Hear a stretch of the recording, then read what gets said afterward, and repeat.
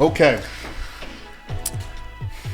Lead us. Pastor T, Yes. welcome back to House Church, man. Yes. Good to see you here. It's good to be seen here. I want to just, start from the very beginning. We've got an outline of some things we want to cover today. But quite frankly, I would say that this week has been, my mind has just been on goal the entire week.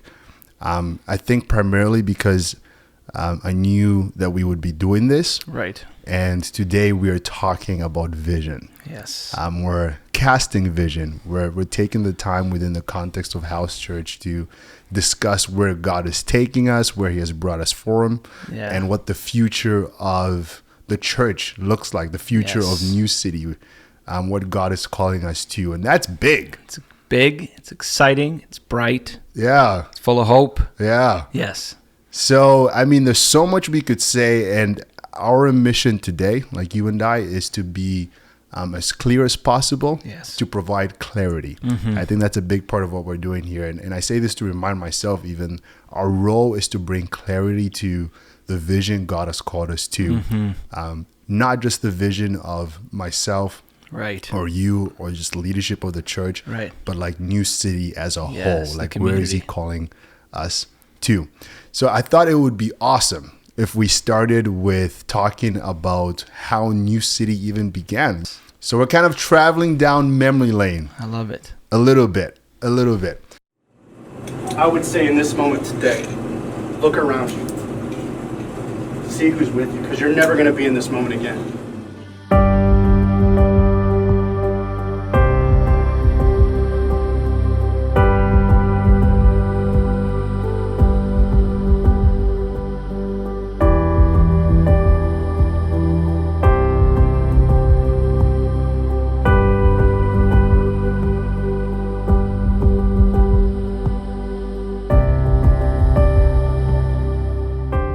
Yeah, I think that starting out, it was just a group of people that were totally dependent on Jesus, wanted to know what church is supposed to look like if it's all about Jesus, and willing to just develop and explore into that. Right. Rather than having all the answers, just keep pointing to the one that does. Right. And it was a great journey. And then 6 months after we launched, the world kind of changed, and we had the brakes on a lot of tools that were familiar to us and how you do ministry and what you can do effectively. Yeah. And so it was a learning curve, and we really realized through all that how much we do need Jesus. Right. Became aware of it Right. in a greater capacity. Yeah. Yeah. I think I even traveling down memory lane, and I don't want to spend too much time here, but I want to chat about it a little bit. I recall the format and approach that we took. You remember this? We were on Saturday evening pulling up in Winkler, and we had a box full of truck. equipment, truck full of equipment, and a whole team of people. Yes. We had an Great incredible team of people that would come and unload the entire truck. Were we meeting Saturday evenings? Saturday evenings, but we started setting up at 3 in the afternoon. Right. Yeah. We'd unload everything, set everything up. Yeah. You've got kids ministry been set up, you got coffee been set up, Full you've got band, stage, lights. and then we would go from that, have a worship service and a sermon and a time of connection, take everything down. And Saturday night, take everything down, and oftentimes there was still hanging out happening even after we took down, and then everyone would head home. Yeah. And then the next morning, You get up a couple hours later. you get up a couple hours later, and people are driving in from Winkler into Winnipeg, exact same people that were there the day before, and we're unloading everything again and having another service. And we did that for a few months. It was just go, go. There was stuff like rehearsals in between, leadership meetings in between. There was events outside of the Sunday morning experiences. It was crazy. Pedal to the metal, as they say. It was an incredible journey, and some really incredible moments. Yeah. But you look back and, I think to myself, man, what kind of passion existed inside of me that I was willing to tackle something like that. It's one of those things where if you told me, hey, this is what we're doing today, you know what I mean? If anybody told me, hey, I'm doing this church thing and this is what we're doing, I'd be like, yeah, that's not, I don't know if that's me. I can't do it. But it was like something we were capable and willing to do then. Yeah. I think we were aware at the time that that pace wasn't sustainable for that same group of people continually, long term.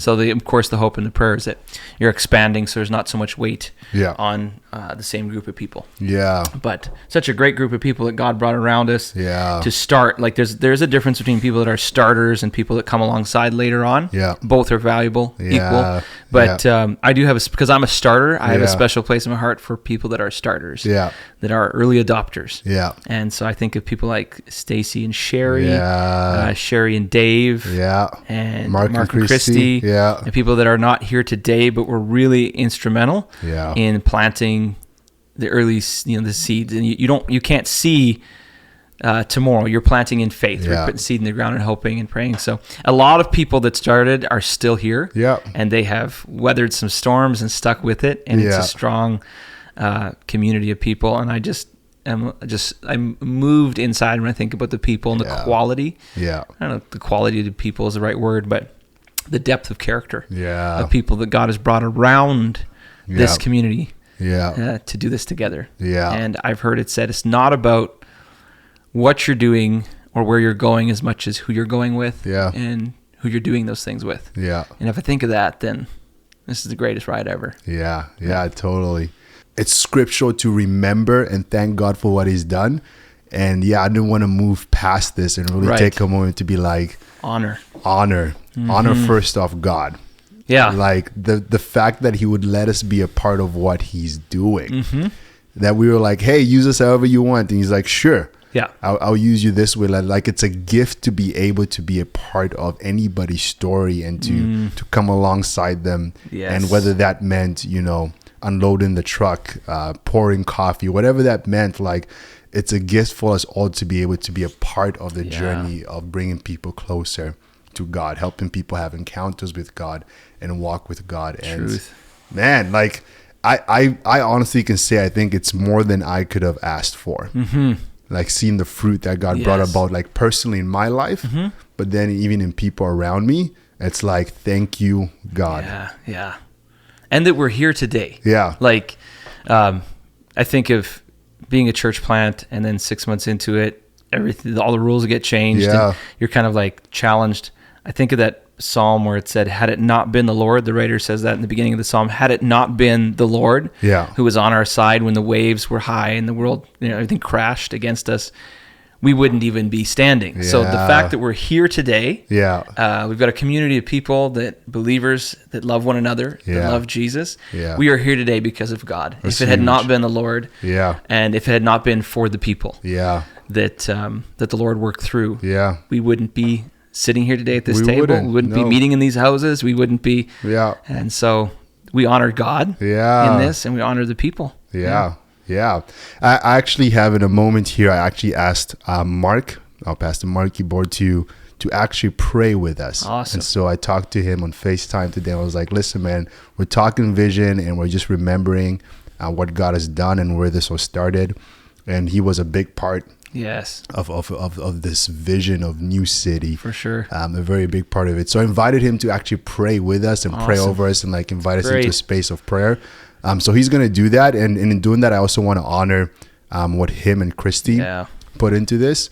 And then something we're going to do even at a later point, maybe to spend a little more time on this, is take time to honor even you and Joanna. And so we're going to do that, but I just want to voice that now as well. That we are a church that honors the people that God has put in our lives to lead us. So I thank God for what he's done. I thank him for bringing you and Joanna into New City and the impact that your leadership has had and continues to have in the lives of so many. I honor you. Thank you. I appreciate that. I receive it. Thank you.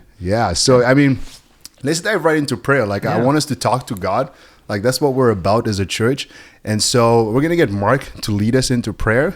And then I think what we're going to invite our house churches to do is take the time to pray. But this is a time specifically of prayer of gratitude. Gotcha. To say, thank you, God. Like name the things that you're grateful for. And this can go beyond even just like New City. Like, what are you thankful for just right now? Like, what are you thankful for in the last like 1-2 years? Like turn your hearts towards God and let's express our gratitude and express how thankful we are. Like, let's allow our hearts to remember how good God has been in our lives. And then we're going to jump and talk into vision. So I love it. Mark, lead us in prayer. Hey guys, it's Mark here. Hope you guys are doing well. I just want to take a few minutes to give honor and gratitude for what God has done through New City.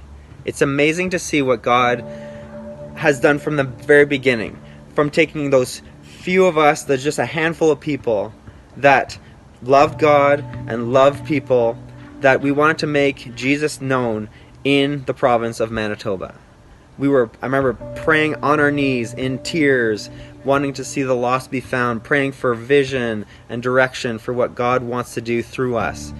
And now God is continuing to do amazing things through New City. From planting the first location in Winnipeg and then connecting and doing the second location in Winkler as well, and continuing to build and grow, and people coming to know Jesus, people being baptized, people connecting in community, marriages being strengthened, people being healed and set free. It's just amazing to see what God has done in such a short time. It's my privilege right now to pray, to give thanks for what God has done, and I'm excited to see what God will do in the future. God, I thank you so much for what you have done through New City. I pray that you would help the whole team, everyone that calls New City their home, that they would know that you've done amazing things from the very beginning, and that you will continue to do amazing things in the years to come. I pray that you would renew the joy of your salvation in everyone that is part of New City, from the leaders, from those who serve, from those who will come to New City for the very first time. May the joy of your salvation be renewed in their heart. May they see you, Jesus, in a new light, in a new way, that you are always doing a new thing. And I pray that you would empower the leaders, the leadership, everyone that serves, and the people that call New City their home. I pray that you would empower them by your Holy Spirit for these next months and years to come, that you would birth a new passion for your word, a new passion to come to know you, Jesus, and to make you known in the province of Manitoba. And thank you so much for your love, for your mercy, and your grace. In Jesus' name, amen. All right, have a great day, guys.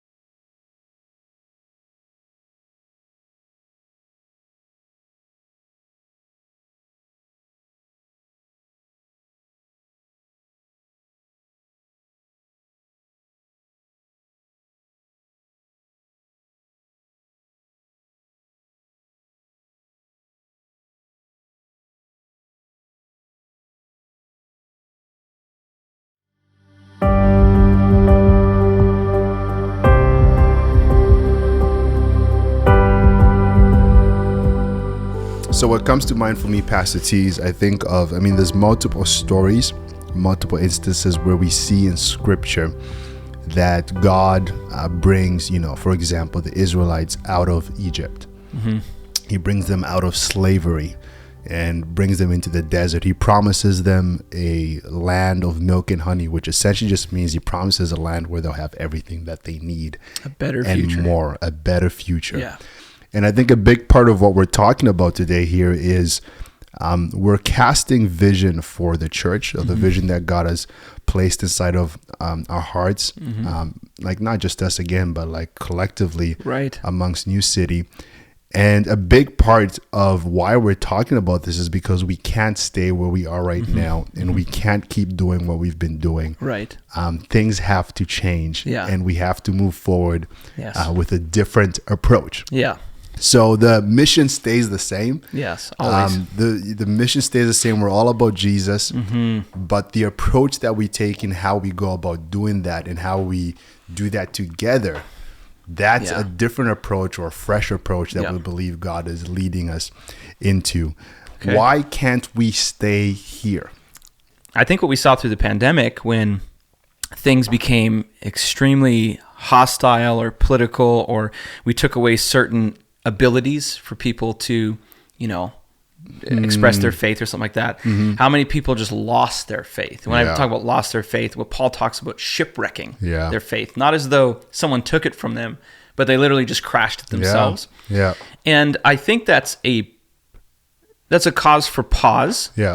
To assess how we're doing things and what exactly are we instilling the values into people. And I think that is the aim and measurement that we should be like measuring successful ministry or the gospel with. Is the gospel actually creating depth, life change, discipleship, right? That can weather some pretty harsh storms and some fiery trials, so to speak. And we saw, some of the studies that came out of this, even as far as evangelistic churches and how many people are identifying as a Christian, those numbers are declining in a very quick downward trend where people are not identifying as Christians, and yet we have a whole bunch of people going to church. Church numbers were up before the pandemic. It's just as far as their Christian faith. So I figured that's the reason why we can't stay and just rebuild what was and do the same thing. I think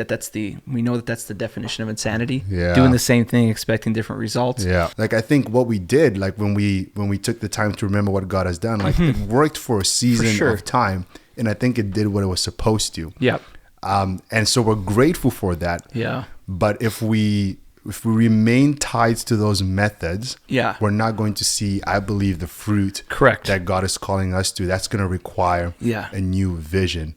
And God does that quite frequently. Absolutely. Where he'll come along and say, I'm actually asking something new from you. I'm actually asking you to go in this direction. You're going to turn here now. Now you're going to turn here. You're going to pick up. Now you're going to settle down. And I think as Christians, as students and followers of Jesus, our role is to be like, okay, God, what are you saying? What's the pace you're moving at?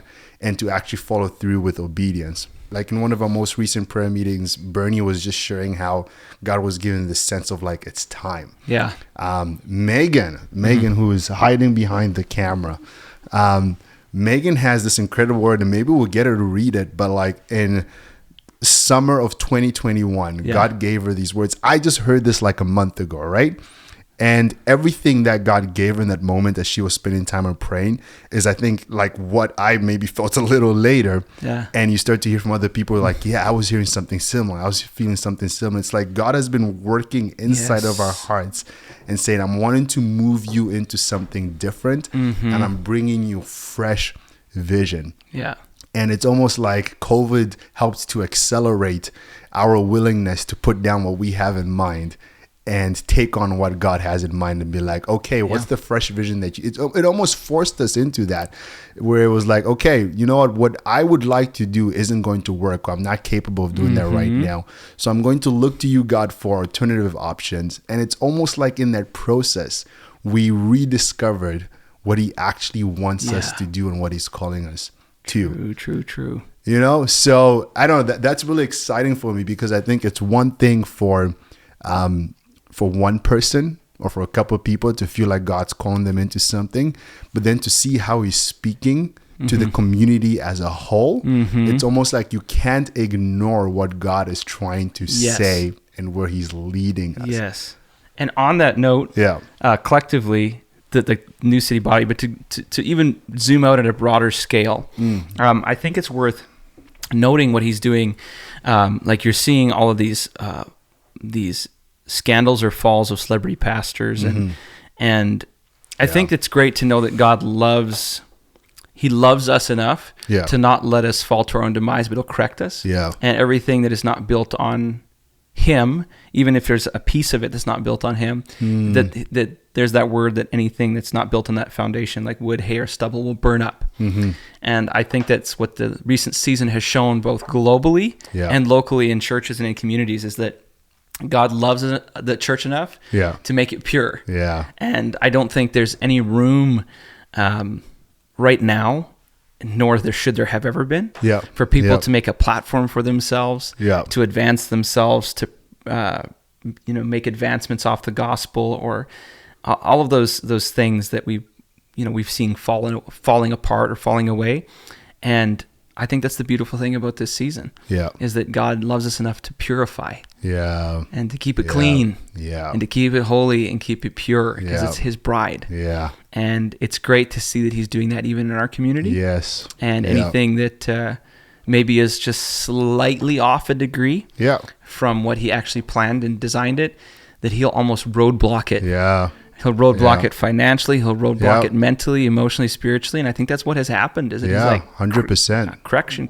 I'm going to guide you right here to the purity of the gospel. And making disciples. So.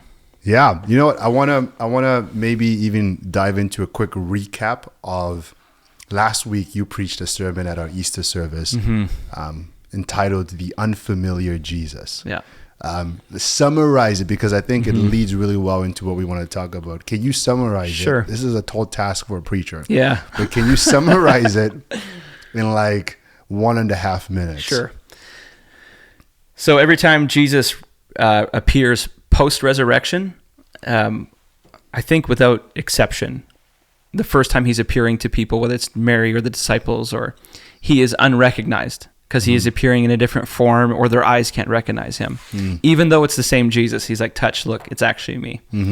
And so the premise and the posture of the message was just to ask a question: is it possible to be a disciple and to be so familiar with the Jesus of the past that you think like, I would know him because I walked with him, I talked with him, I know his voice, but to actually miss him in transformation and in conversion?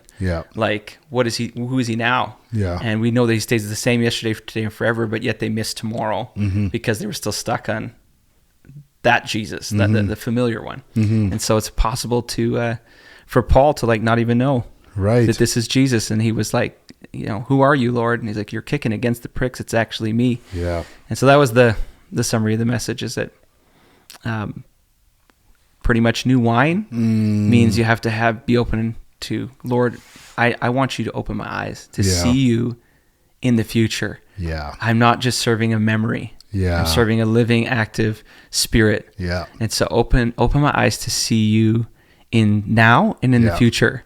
Because I know who you were. But show me who you are. And show me, parts of you that I haven't seen. Right. You talked about this, but where we can get stuck is thinking that God or Jesus can only reveal himself in one specific way or one specific setting. And so then we believe we have to replicate that, and we fail to see him in unfamiliar places. It's got to be a minor chord with the right lights, and it's got to be a layered pad, and it's got to be it's got to be people at the altar, and nothing wrong with all those things, but it's just the only thing that we're familiar with is what we're going to push for. And that's what the disciples did. And God's constantly calling us to break the boxes that we're creating in our minds of who he is, how he operates. And that's something he's constantly doing. Like Jesus' entire time on the earth was constantly doing that for the religious leaders. They had this box, and he's constantly coming along and saying, don't box me in. Don't box me in. And so I feel like we're at that place now. I feel like I'm at that place right now where God's saying, don't box me in. Right. And that's why I really love that word that you shared, like in those unfamiliar places, am I maybe seeing an unfamiliar Jesus that actually I need to become more familiar with? I think that's the second part too. That is, it's actually an invitation to reveal himself, to become familiar with that Jesus that maybe is a little unfamiliar to me. He wants to show himself to you. Yeah. Okay. So here, let's jump into a vision, but I'd love for Megan to read what God was putting on your heart a little while back. So we got Megan mic'd up a year ago. Yeah. A year ago. Yeah. I guess July 2021. Yeah. So yeah.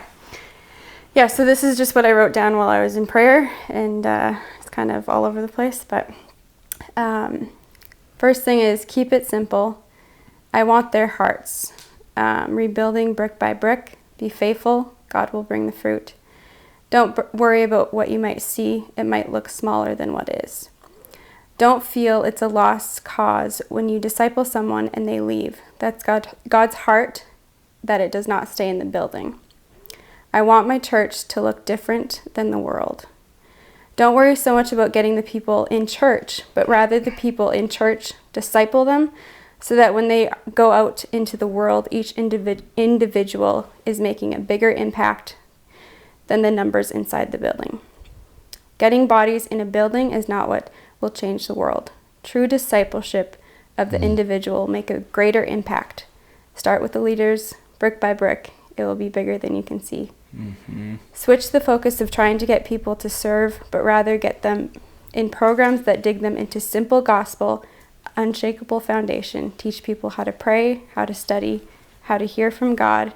God wants more hearts and less doers. So good. So good. So good. So good. I think of, another thing that Bernie shared in one of our times of prayer. So you got Megan with this on her heart. Bernie shared this idea of how like God draws people unto himself, and that our role is not to necessarily like that's the Holy Spirit that does that work. He draws people, and you look at how even in John 6, Jesus talks about that. No man can come. Like Jesus says he could only work with the people that the Father gave to him. This was Jesus. I feel like he was pretty well equipped to talk about what it means to follow God. And he says, I could only like the people that the Father gave to me. And so you see how even like we talked about how even over the course of the pandemic, we saw the church shrink. For multiple reasons, and I don't think we were odd in that case. I think all the churches around the world saw that happen. But we saw the church shrink, but you see the people that God is drawing and calling. You see that being present. You see how He's placed on our hearts this idea of you don't have to be inside just a church building. I've been hearing it for years. And He says, I'm calling you beyond that. And so it feels like there's this shift that God has been wanting to do in our hearts, and it feels like He's gotten through. I feel like He's gotten through in my heart, and so I'm excited to dive into the vision that God is calling us to.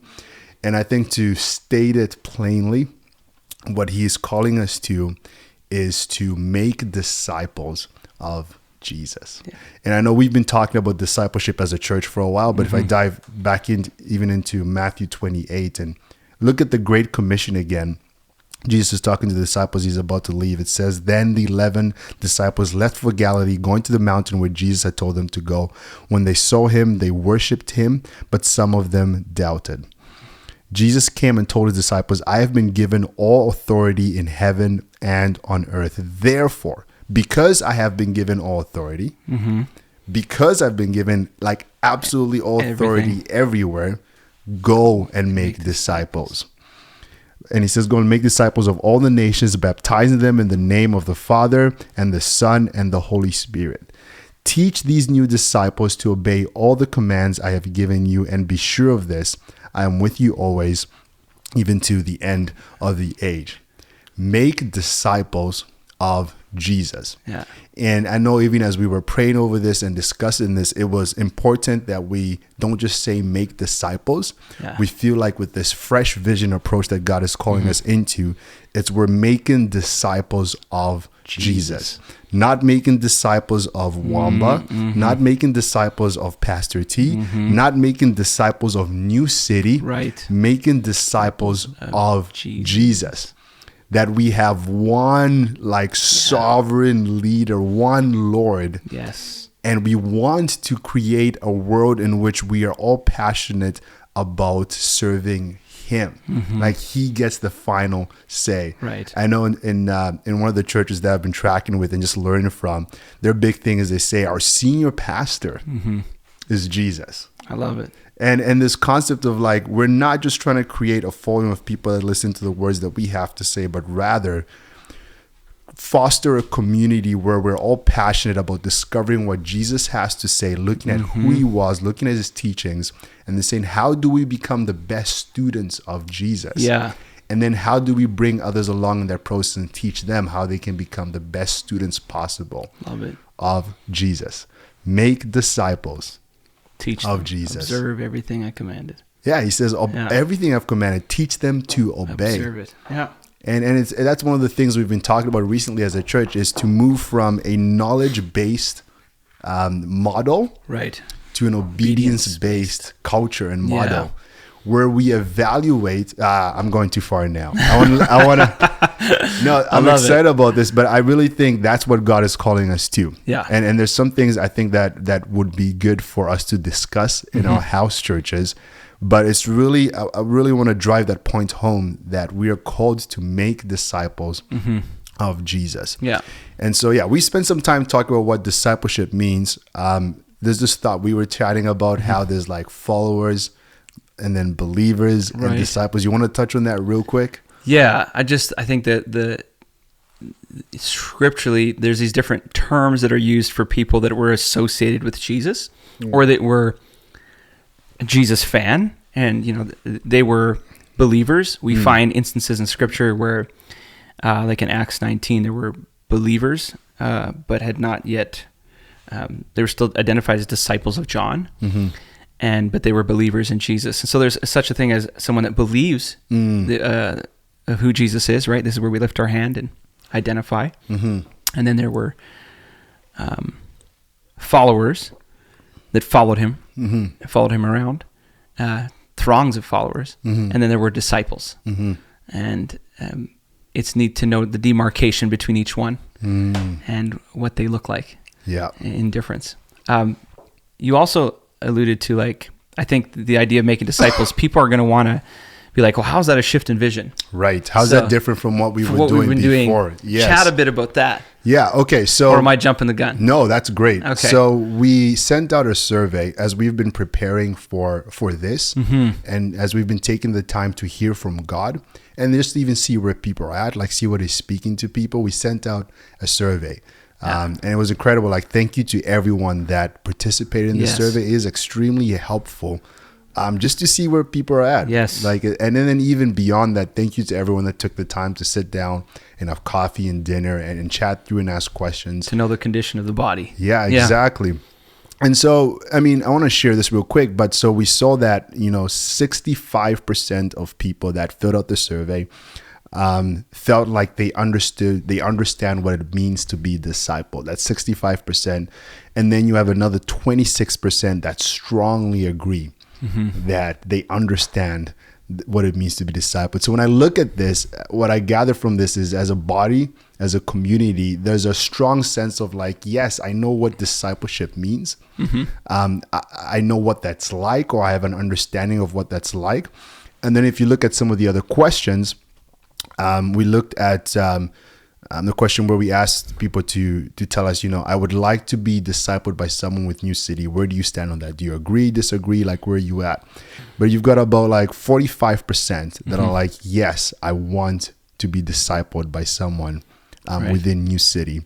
But then you saw like 48% that were kind of like right in the middle, that were like, I neither agree nor disagree. Right. And so the reason I bring this in is to share the results of the survey, but also because I do think that I think there needs to be a clear definition of what that means. Sure. What is discipleship? What is discipleship?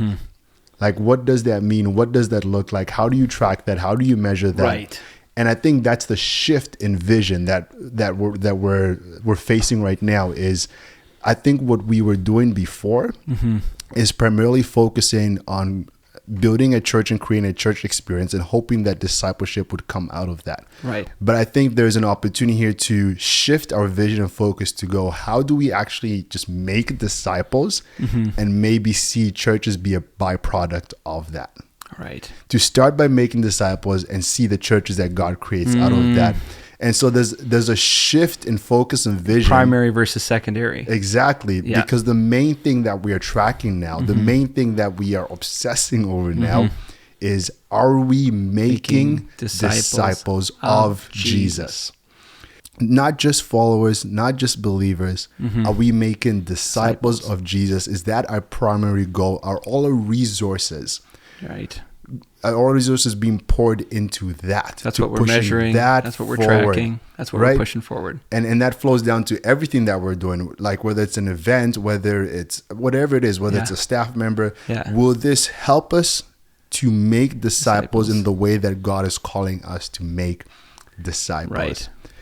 It's very biblical as well. Yeah. Very biblical. Yeah. I'm very excited about it because you said about how that is the Great Commission. Yeah. And then church came out of that. Yeah. They were so busy making disciples. Yeah. Church was a byproduct of discipleship making. Yeah. Rather than that they built church to make disciples. Yeah. They built disciples and that made church. Yeah. And so I think a true indication, or I think a good sign that we're moving in the right direction, is if we move into a vision where everything we do is equipping people to make disciples. Not just the pastors, not just the leaders, not just the people that went through a specific program, but every single ordinary person gets equipped to make disciples. Yeah. I love the verse where they're talking about the disciples, Peter and John, and people on the outside looking in are like, they saw that these were ordinary men. They saw these guys preaching and talking about Jesus, and they saw they were ordinary men that had spent time with Jesus. They weren't perfect. And we want to move into a vision where we are all sharing the responsibility of making disciples, not just a select few people. Yeah. And to be really frank, I mean, this is a conviction that I've been facing lately. That goes way beyond just trying to fill a specific role. I think what we've done in the church is we've created structures where I'm just trying to find someone just to fill a spot on lyrics. Yeah. I just need someone just to fill a spot on sound. To do something. I just need someone to stand by a door and greet people. And I think sometimes what we've done is in the name of trying to fill those spots, we say this is discipleship, and we try and sell the idea that this is discipleship, when in fact all we're doing is actually getting people just to serve in one capacity, but not taking the time to sit with them and walk with them and evaluate whether they are making disciples. Yes. And so I think we're moving from I think all of that is still going to exist, where we're going to have opportunities to serve, but that doesn't become the primary focus of what we do. Our primary focus is, are we making disciples? And the reason why I know I get so passionate about this right now is just because there's this conviction that this is what Jesus calls us to do. This is what he says to us. And if I'm submitting to the authority of Jesus, if he has authority over everything, if I'm submitting to his authority, then my role as a student of Jesus is to follow through with what he said, which is ultimately to make disciples. So good. Yeah, so I'm excited for that, because I think there's something really refreshing and almost energizing. There's a different word I'm looking for, reinvigorating. Yeah. About walking in step with what God is calling you to. It's like when you do things outside of God's will. I've done that so many times. I do that so many times, where I try and do things outside of God. Yeah. And it just becomes a huge mess. But when you're walking in step with what God is calling you to, it's like all of a sudden it's like, oh man, this is actually energizing. Yeah. Like, this is actually fulfilling. This is actually life-giving. This actually brings purpose because it's what God is calling me or us to. So I feel like God has been calling the church collectively as a whole, worldwide, to a refocus on discipleship. And I feel like he's been calling New City into a refocus of making disciples of Jesus. Love it. Yeah. Yeah. Yeah. Okay, so let's do this. We've been talking for a while, but we want people to chat in their house churches right now, because I really want to hear what people have to say there. So let's give people a chance to chat. Let's do that. Yeah. So in house church right now, what we're going to ask you to do is go through a couple questions. Question 1, is there a difference between believers and disciples? Question 2, is there a difference between being a disciple and making disciples? And so we're going to give quite a bit of time to chat through this. Your house church leader is going to lead you through this. I encourage you to ask more questions. Like, our time of discussion isn't just so we can come up with a whole bunch of answers. Maybe there's more questions that come to mind as you think of these questions. Yeah. House church, where you are right now, is a space where you can do that. Right. Is bring those questions up and let's learn together as a group. You actually don't need to have the answers.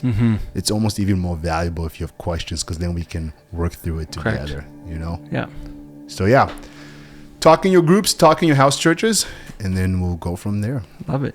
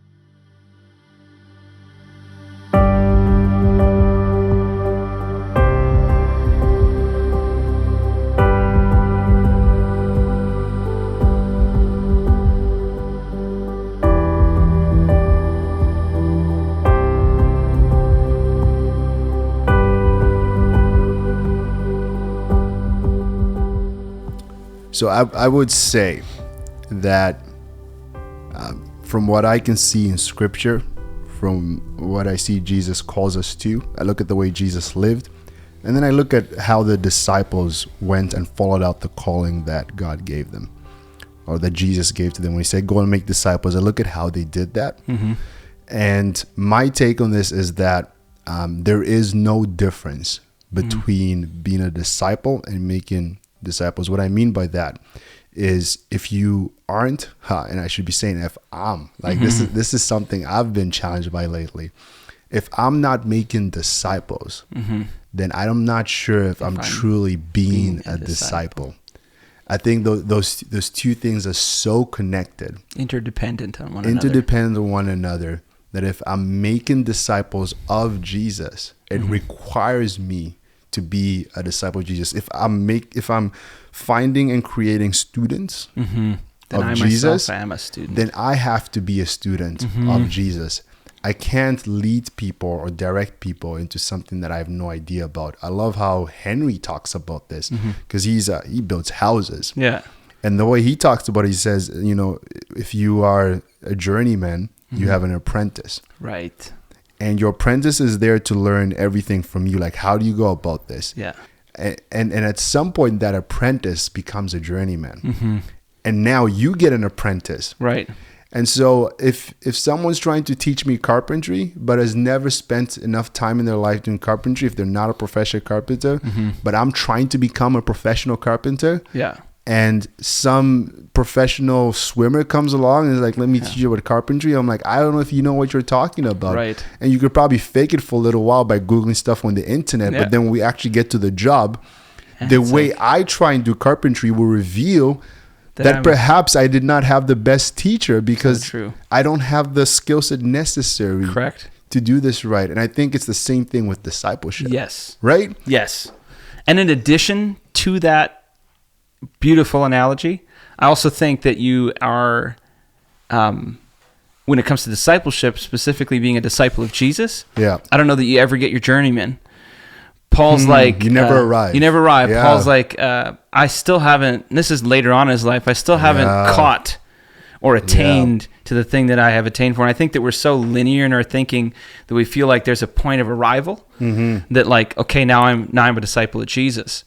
And I think that the posture and the attitude of the disciples all throughout the New Testament, even to their death, was that they were living in a gap of like, I'm still a student. I still haven't caught what I want to catch. And I'm still submitting to his will. I'm still dying daily. I still live between who Jesus is and who I am. And there's a gap in between that grace is for. And they were comfortable and they were okay with that. Being that student. And I think that if we're constantly being discipled, then you're correct.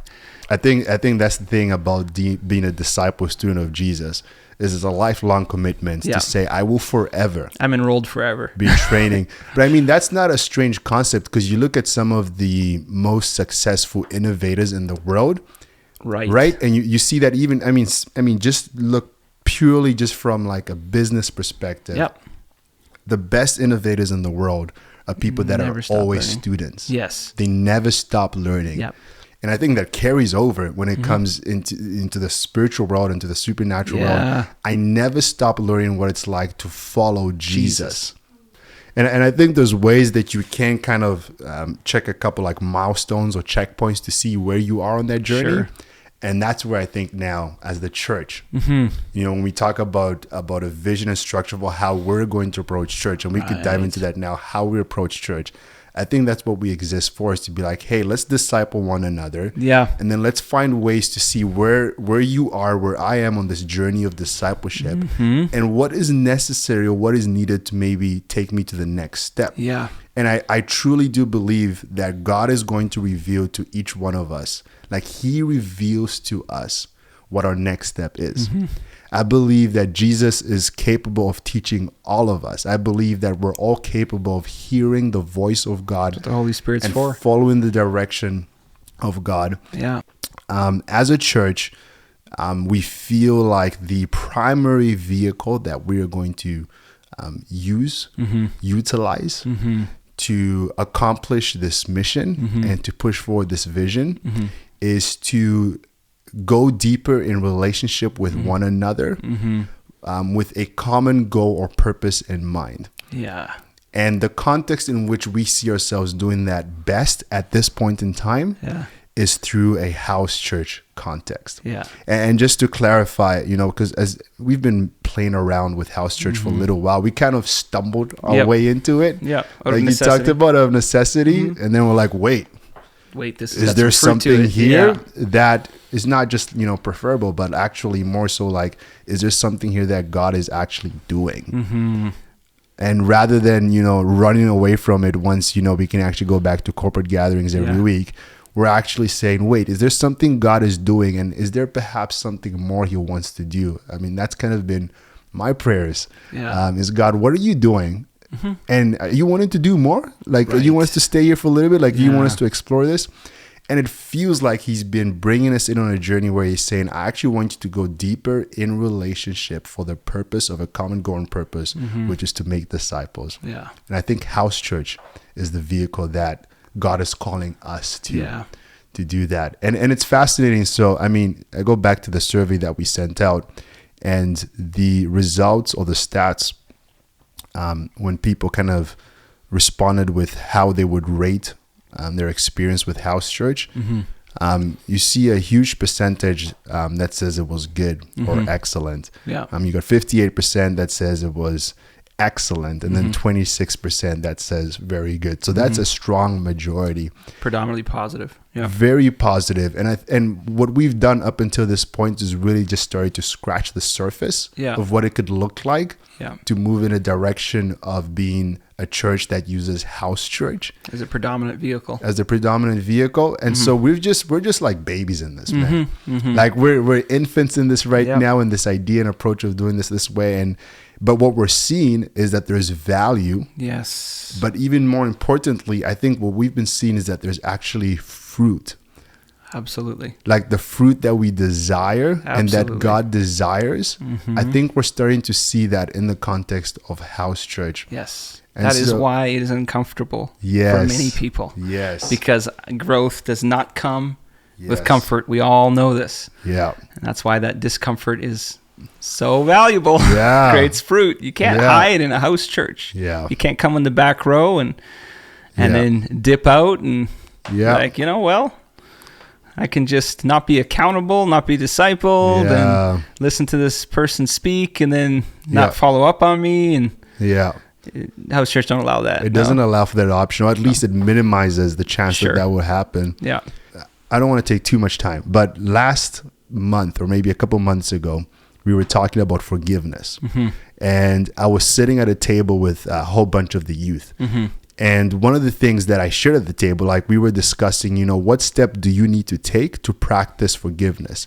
And what I shared with them was, honestly, guys, I think there's some unforgiveness in my heart that I just need to express in prayer through writing. I found that to be a very effective way of me praying to God and processing what's and almost letting go.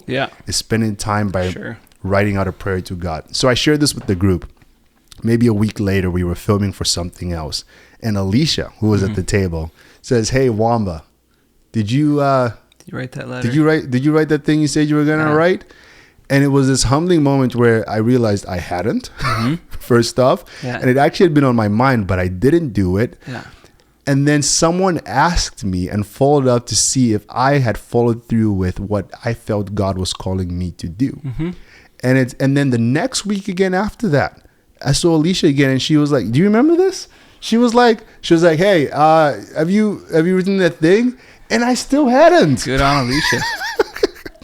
And I still hadn't. And maybe that's just a really small thing, but the truth is, like, there's a big part of forgiveness that I needed to learn and practice by taking this next step. It was a simple next step, and I wasn't doing it. And I realized in that moment that 17-year-old Alicia, I don't know how old Alicia is, 16 or 17. She's discipling you. She was discipling me. Like right there in that space, she was probably doing more for me than 200 sermons would ever do from someone that I would never have relationship with or deep relationship with. And she was discipling me and saying, she didn't tell me what to do. I told her what God was speaking to me. Yeah. And she said, have you followed through with your act of obedience? Yes. And I think that happens in the context where you can have a relationship, where you can ask these questions and actually take the time to hear from each other, get to know one another. And I really do believe that we can do that in the context of house church. So next week, we're going to spend a lot more time chatting about that and looking at what our corporate gatherings are going to look like, because I think there's value to house church, but there's also a lot of value to the corporate gatherings. Right. And I think what we're looking at is maybe a refocus or an adjustment on how we craft those corporate gatherings, what their purpose is. Right.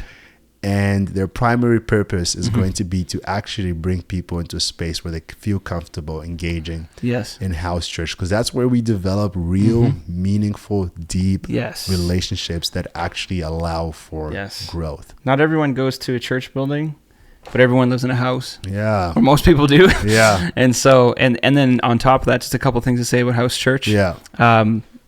One is, biblically speaking, just looking at it from a model of the first century church, right? Because they're having a first century experience. And how does that get expressed in the 21st century today? And I think a couple of things is, we're not doing anything new. I mean, first century, they met in houses, house to house, and in the synagogue. So they had greater assembly, and they also had intimate house gatherings where there was relationship and depth. The reason being is exactly that is discipleship can happen. It's messy. It's supposed to be messy.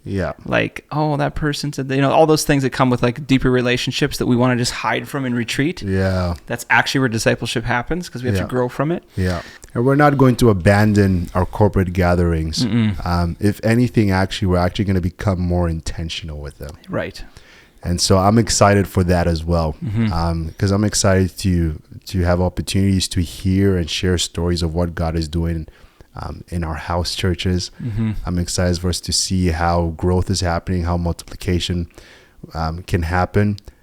I just want to say this before we wrap things up here. I'm in no rush. I personally feel like our role and our steps that we're meant to take are just simply to obey God and allow Him to take care of the fruit. Right. So I'm in no rush. Whether we, an analogy that's used is, if you're sailing, you put up the sails, like that's your role.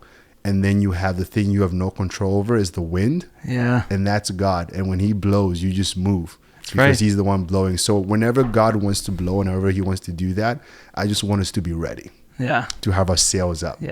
And so I think the journey of walking with each other to a place where we feel like we're actually living this out and walking this out, this vision of making disciples, however long it takes, I think as long as we're walking in obedience, that's what matters. And let's just put the sails up. Let's just do it. Let's just learn even how to put those sails up. And the wind will come and God will breathe, and we'll go from there. Love it. Okay, this has been good. Next week, we're going to dive in deeper into the practical stuff of what does this look like in house church and corporate gatherings. Like, we're going to go a lot deeper into this. We're actually going to hear from some of our other leaders. I really encourage anyone listening to this right now in house church or even just at home, if you can make it out to our corporate gathering in Winkler, we're going to have a panel of our leaders and we're going to dive deeper into this. Please come out. If you can't make it, we're hoping to have something available for you online. And then we're going to continue casting vision throughout this entire month and the month after that. This is what we're about. It's going to be part of everything that we're doing. I'm excited and I look forward to hearing what God is speaking to people. And I'm super pumped to go on this journey. Let's do it.